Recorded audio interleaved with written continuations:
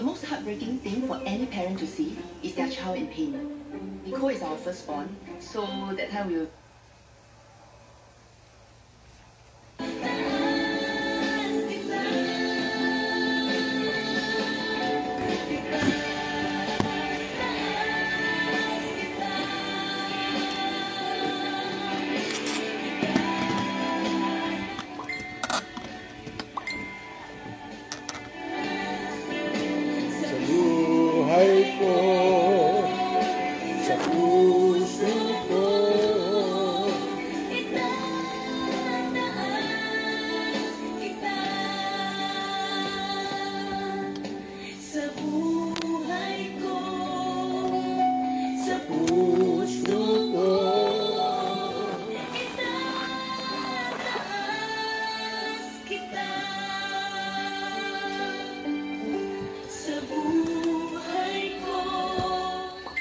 Sa puso ko.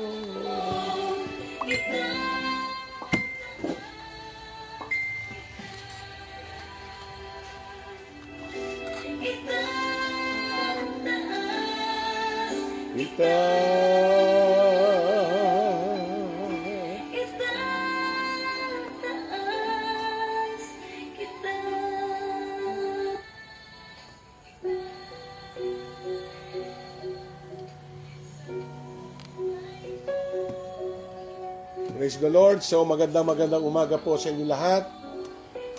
Magandang umaga at medyo maganda po ang sikat ng araw. Praise God. Nag-iba lang po tayo ng venue na dito po kami sa halamanan ni Sugar ng aking misis. So magandang umaga po. Patuloy tayong magsama-sama ngayong umaga. Tayo magbubulay sa loob po ng 30 minuto.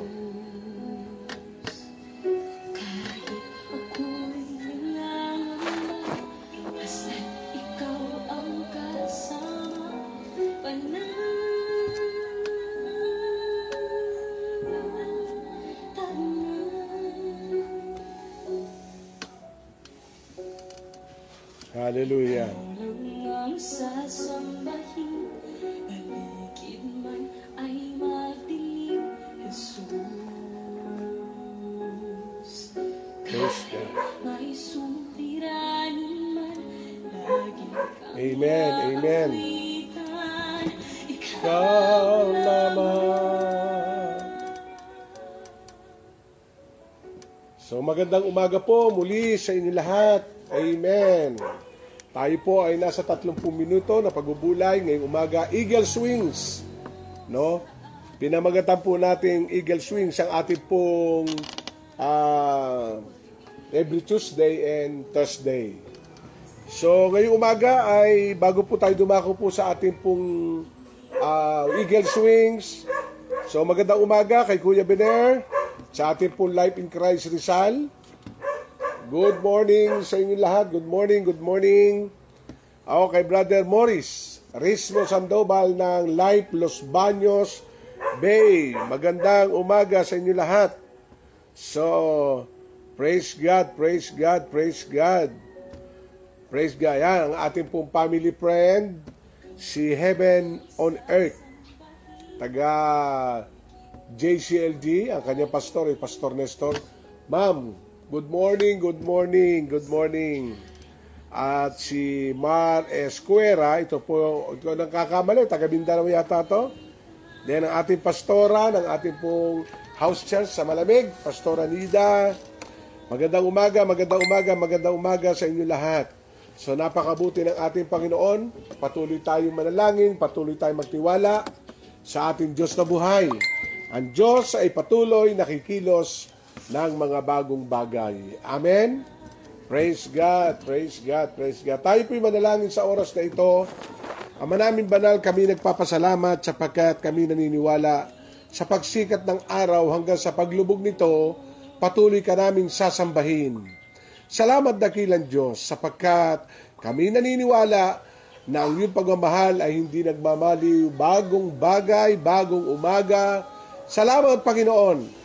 Patuloy namin tinataas sa iyo, O Diyos, ang aming pong Eagle Swings program o online via Facebook.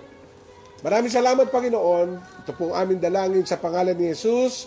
Amen, amen. Praise God, praise God, praise God. Amen. Palapakan natin ang ating Panginoon. Magandang umaga po sa inyo lahat. Medyo summer na po, ano po? Medyo mainit na sa labas. Ingat po tayo, no? Sapagkat minsan tumataas po ang init sa Metro Manila, sa iba't ibang lugar. Kaya mag-ingat po tayo sapagkat hindi nating alam ang panahon. Lagi tayong magdala ng tubig, lagi tayong minom ng tubig. Amen? So magandang umaga. Praise God. Kamusta na po kayo lahat? Kamusta na po? Kamusta na? Amen. Napakabuti ng ating Panginoon at ang Diyos ay nagbibigay ng kalakasan sa bawat umaga. Amen? Kaya sa ating buhay po, kailangan tayo magtiwala lagi sa ating Panginoon. Amen?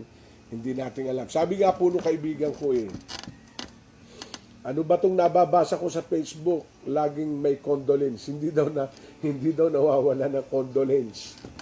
So, ang ibig sabihin talagang itong ating pandemic, ang nagiging effect nito ay takot na talagang dapat tayo mag-ingat din.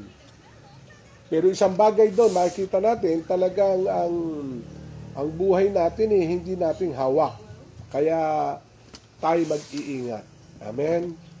At isang napakahalaga din doon, kung sakaling tayo may nababalitaan, ay hindi lang tayo mag-iingat, kundi maging prepare tayo sapagkat ang ating covering talaga ay ang ating Diyos. Siya lang yung tagapagligtas, siya lang yung ating sanggalang na wag man dumating sa ating pamilya at tayo naman ay protektado ng Diyos, ay kailangan natin pagtuunan ng pansin yung eternity, yung eternidad. Ano? Kasi ay hindi natin alam. No? Hindi lang tayo nakakaranas yan buong mundo. World. Pag sinabing world ay pandemic. No? Ibig sabihin talagang halos lahat. Okay, ngayong umaga ay tayo po ay magsama-sama. Basahin natin muli po ang ating pong teksto, ang ating team, Eagle Swings, sa ating pong every Tuesday and Thursday. Ang sabi po ng Biblia sa Isaiah 40 verse 28 to 31. Do you not know, do you not heard, the Lord is the everlasting God, the creator of heaven and earth, and of the end of the earth.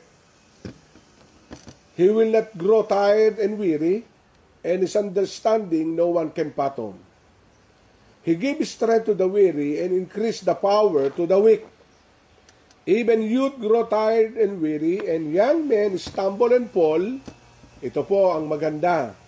But those who wait or hope in the Lord will renew their strength. They will soar on wings like an eagle. They will run and not grow weary. They will walk, not be pained. Meron pong dalawang word ang nais ko pong i-share sa inyo. Sa verse 31, ang sabi ng Bible, but those who wait in the Lord will renew their strength. Dalawang strong word, no? Alam nyo, sa homiletics, no, ay meron pong dalawang mahalagang preparation ng sermon. Ito ay hermeneutics at homiletics. So, ang ibig sabihin ay ang pag-iimbestiga, pag-aaral sa Biblia sa tamang kaparaanan ayon sa itinuturo po ng Biblia at yung pong paggawa ng sermon, pag-prepare. Para po bang ang hermeneutics ay ingredient, malalaman mo ang isang minasang tinapay. Amen. Maraming ingredient para malaman mo ito palabas. Ang homiletics ay how to prepare, how to present it to the customer. Iba't iba ng pag-present. Ganun din po. Kaya ang ating pong pag-aaralan ay word for word study. Ano? Meron pong historical, meron pong biological, meron pong textual, meron tinatawag na topical. Yan po sa mga ibang leader na nakikinig.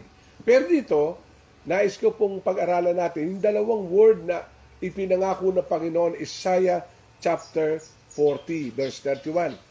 But those who wait in the Lord will renew their strength.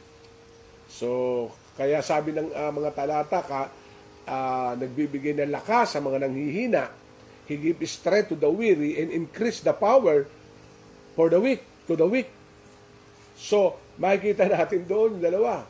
So, maaari, sa pandemic na ito, nanghihina tayo. Sa pandemic na ating nararanasan, tayo ay nanlulupaypay. At sa pandemic na ating nararanasan, tayo lahat ay naghihintay. Ang bawat church ay naghihintay na kailan ba mababago? Kasi MECQ, ano ang susunod? Mula May 1 hanggang May 14 ay MECQ ang Laguna. So, ang ibig sabihin, 10% lang inaprubahan. Hindi ng kongregasyon, kundi ng place. Kaya pag maliit ang place mo, maliit din na porsyento. Kaya, lahat kami naghihintay, lahat tayo. Bagamat yung iba nag-o-open ha, pero ang church hindi ino-open ng maramihan. So, lahat tayo naghihintay. Lahat tayo ay napapagod, nanghihina. Pero kapatid, napakahalaga ang mensaheng ito. Ano ba ang tinatawag na waiting upon the Lord? Ano ba paghihintay? Alam nyo, talagang sa Panginoon, delaying is not denial. Medyo na-delay, pero hindi ka nakakalimutan ng Panginoon. Kaya meron pong tinatawag na waiting season. Hindi naman kaagad pag ikay nagtanim ng pinya, kinabukasan, pinya na kaagad. Hindi porke ikay nagtanim ng kalabasa, kalabasa na kaagad, kinabukasan. Hihintayin mo ang tamang panahon at aalagaan mo ito. Kaya kung tayo may hinihintay, huwag kang mainip. Ang gawin natin ay diligan natin ang panalangin, diligan natin ang tinatawag na pananampalataya. So habang tayo naghihintay, huwag tayong mainip. Amen? Huwag tayong mainip, huwag tayong magmadali. No? Kaya, dahil ang Diyos ay hindi po nakakalimot sa kanyang pangako. Kaya dito, tingnan natin, marami sa Bible na naging very fruitful ang buhay sapagkat sila'y naghintay. Amen? Kaya ikaw ba'y matagal na hinihintay? May hinihintay ka ba? Tagal naman akong sakiton, tagal na akong naliligaw, naghihintay tayo. Ang tagal naman akong nag-apply, hindi pa ako pinapatawag kung naghihintay tayo. So, may katagalan.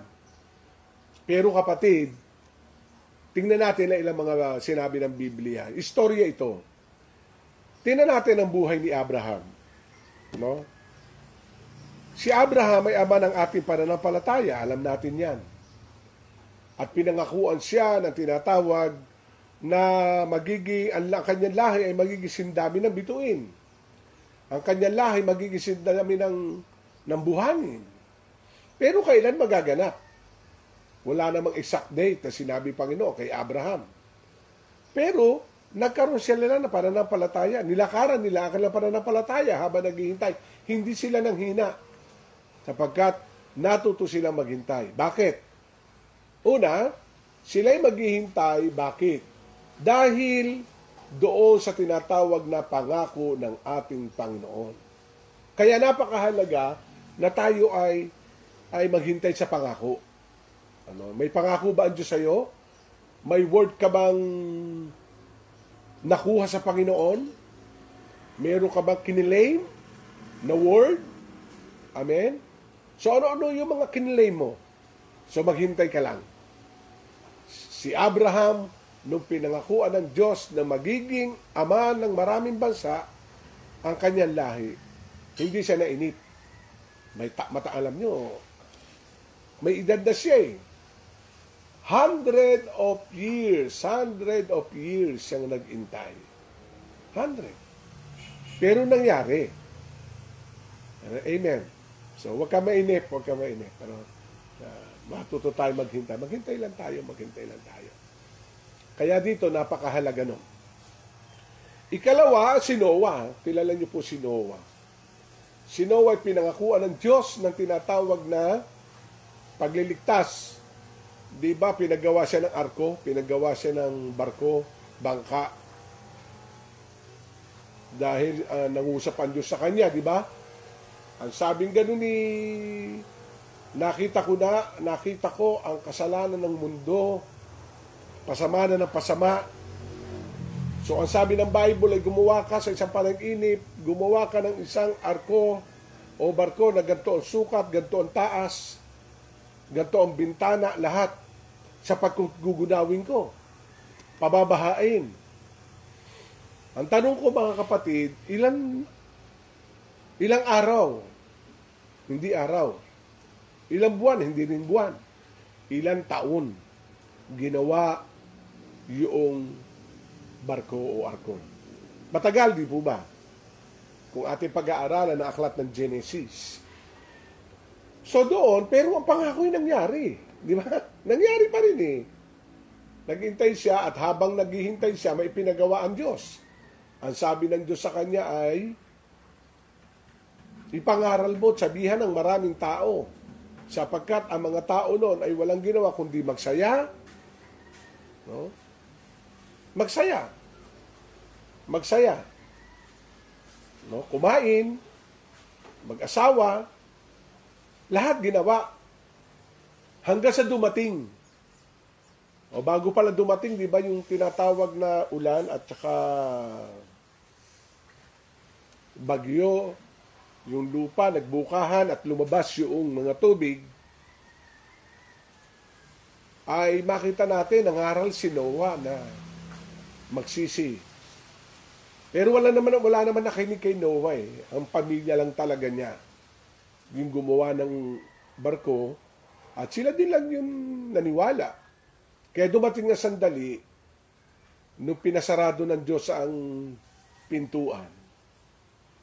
Humigot kong ulang nasa 100 taon nga na ginawa. Nangyari pa rin yung pangako, naghintay. Di ba? O sumunod, makita natin si Joseph. Si Joseph ay nanag-inip din siya. Nagkaroon ng pangitain, naluluhod sa kanya ang kanyang mga kapatid, luluhod sa kanya ang pati magulang at pati ama. Ayaw paniwalaan ng pamilya. Ayaw. Kaya ano nangyari? Ibinenta siya ng magkakapatid na sabi, kinain daw ng hayop. Ay sabi ni Joseph marahil kontra ito o taliwas doon sa pangako na luluhod ng kanyang mga magulang at pamilya. Pero ito kagandahan yung proseso ng Diyos, naging matiyaga siya. Hanggang sa dumating na ibinenta siya, naging katulong, hanggang sa uling salita, nabilanggo. Kasi hindi naman niya ni-rape yung asawa ni Potiphar. Ang sabi ni-rape daw, pero yun ang kaparaanan Kita nyo? At nung sinasa bilangguan, nangyari yan na nga ang pangako ng Panginoon. Amen? Dumating nga sandali na nag-inip, pagkatapos in-interpret niya, at dahil siya nakapag-interpret, ginawaran siya ng hari na maging prime minister, tagapanguna ng Ehipto at ibinigay yung singsing. Amen? Ibinigay. So, ang ibig sabihin, nangyari pa rin. Kaya naghintay. Kasi sa paghihintay, minsan sinasabi natin totoo kaya na mangyari? Pero si Joseph, naghintay siya. Nanalangin siya, at nangyari nga yun. At isang bagay pa na talaga recorded from the Bible, the fulfilled promises of God, the coming of the Messiah. Mula pa lang kay Propeta Isaiah, Propeta Joel, inihula na talagang darating ang tagapagligtas. At sa aklat ng Lucas, Kapitulo 2, sinabi din kay Simeon, hindi ka mamamatay hanggat hindi mo nakikita ang pagliligtas ng Israel. So si Simeon at si Ani nag-i-intercede. At ayon sa maraming Bible scholar, 100 years naghintay na naman. And one day, ayan na. Prophecy, promises, fulfilled. Pero yung waiting season, ang mahalaga. Pero nangyari. Alam niyo, napakarami pang example sa Bible na sila'y matigayagang naghintay pero ang pangako ay nangyari. Kaya anuman at anong bagay ang ating hinihintay, magtiwala tayo. O sumunod, tingnan natin naman. O basically, ito ay tinalakay natin nung una naghihintay, taunan daan taon. Pero ito, yung istorya naman ni Jesus at saka ni Lazaro. Noong lumapit si Maria kay Jesus na ang sabi, Jesus, ang iyong kaibigan ay may lagnat, may sakit. Hindi naman kaagad pumunta Panginoon, di ba? Bumilang parang 4 na araw. At noong ika-4 na araw, dumating si Jesus. Patay na. May takip pa nga ng panyo eh. Siguro, sabi ni Maria, late ka na. Late ka na. Ang sabi ni Jesus, no. Nasaan? Ayun, sinamahan sa libingan. At ang sabi ng Diyos ay, natutulog lang siya. Ginising. So, napakaganda ng istorya niyo kung ating patuloy na palalawakin. Pero, 3 araw, 4 na araw, 3 taon, 4 taon, 40 taon. So makikita natin doon na naghintay sila. Kaya hindi porke natatagalan ay hindi ka na dininig ng Panginoon. Hindi porke natatagalan ay wala na. Amen? Ano ang sabi ni Jesus? Na Panginoon, kala Maria, yung kaluwalhatian. Kasi ito, kapatid, pwede naman puntahan ng Panginoon eh. Pero ito ang ganda. Kung pinuntahan ng Panginoon si Lazaro na may sakit pa lamang, gumaling, miracle. Pero iba ang dating nung si Lazaro ay namatay, binuhay. Iba yon. Glorious testimony. Amen? Kaya napakalaya kami mo kabila. Kaya doon makikita natin na napakahalaga. Amen. Yeah. Amen. So, another one, makikita natin, ito ngayon yung tinatawag na pag-ano ng Holy Spirit. No? Amen. Ang ano nito, di ba, may pangako. Yung pagdating ng banal na Espiritu Santo sa aklat ng mga gawa. Yan during Prophet Joel ay inihula na. Darating ang panahon na ang mga tao ay makakaroon ng panag-inip, dreams, pangitain. Si Joel na-quote na yan. Pero kailan nangyari? Book of Acts. Nung umalis ang Panginoon sa Kristo, ipinangako niya na aking pag-alis ay sa kabubuti niyo sapagkat hindi darating, ang ganda nung sinabi niya, hindi darating ang mga aliw, the comforter, hanggat hindi ako aalis. Amen? Kaya ano ang dumating? Ayan ang mga disciples.